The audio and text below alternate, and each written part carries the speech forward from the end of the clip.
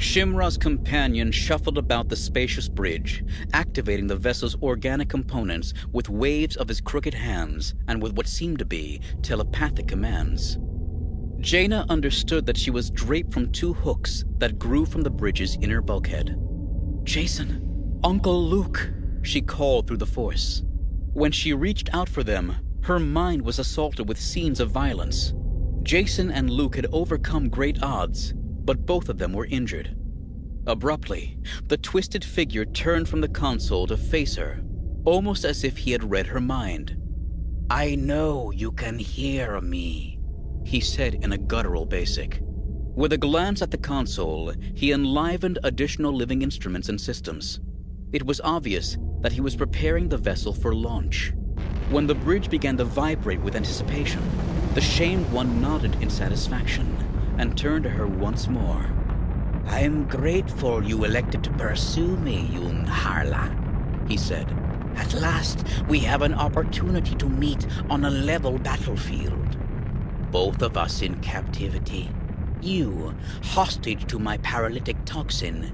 Me, to the half a lifetime of injustices you saw fit to heap on me." Jaina forced herself to speak. "I'm not." "Who was more faithful to the gods than Onimi?" the shamed one ranted at her.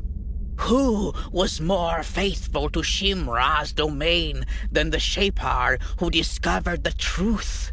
That the eighth cortex was empty, and that the species Yun-Yujan and the rest of you created was doomed to extinction." Hatred gathered in his uneven eyes and shook his curled hands. "In your omniscience, you know why I risked grafting Yamask cells to my own neural tissue, in the hope of being able to discover some way to escape the rack on which you had mounted us. But instead of rewarding my having the courage to emulate your bold works of creation, you condemned me.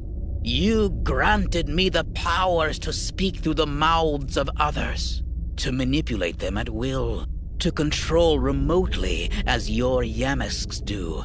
And yet you punished me with physical deformities that shouted to one and all that my attempt at self-escalation had failed.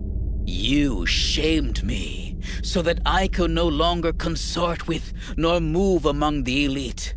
Not only did you deny me the rank of Master Shaper, you prevented me from being able to contribute to the salvation of my species. That was when I chose to turn against you, Yun-Harla. I was not alone in this rebellion, and yet, as if to increase my torment, you rewarded the others, while you left me to suffer in silence through the years of drifting. The long years of watching our society crumble, our crashborn starve, our warriors turn on one another. And then you dangled before our eyes a galaxy filled with habitable worlds. At first, it seemed a blessing, proof that you had not abandoned us in our time of need. But I soon realized that you were merely setting the stage for a new form of torture." Again, Jaina tried to respond, only to be shouted down. "Only by means of the powers you conferred on me was I able to reach out for Shimra and make him my puppet. My most audacious act yet. But when I saw that you were either powerless to prevent it, or welcoming the opportunity to do open battle with me, I knew that I was right to attempt to overthrow you in the same way. I compelled Shimra to announce that a galaxy had been found for the taking. I bade him install me as his familiar. And as my telepathic abilities increased, he disappeared. Except of late, when my preoccupation with defeating you allowed what remained of Shimra to reemerge. When Zonama Seacut was found once more, and this time made it appear to have been bestowed on the Jedi as a weapon, I believed for a moment that you were actually testing me. But I soon grasped the greater truth, the same one that had already been glimpsed by the heretics and some of our priests, that because I had grown past your control, you had decided to topple me. Onimi looked hard at Jaina. He's seeing me through the Force, she told herself. As much as the realization shocked and confused her, it gave her hope. Even now, I can see the glow of the divine in you, Yun-Harla.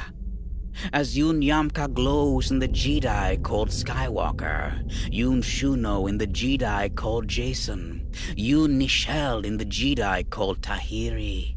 Onimi allowed his words to trail off and grew introspective. When he looked at Jaina again, his lolling eye was narrowed, as if in amusement. "Shimra is dead," he announced. "Your god cohorts have killed him, Yun-Harla. Now let us hope they will pursue me as well. Then not only will I have the satisfaction of outwitting you at Zonama Seacut, but I will also have the pleasure of killing you as my first act in exterminating everyone and everything in this foul galaxy."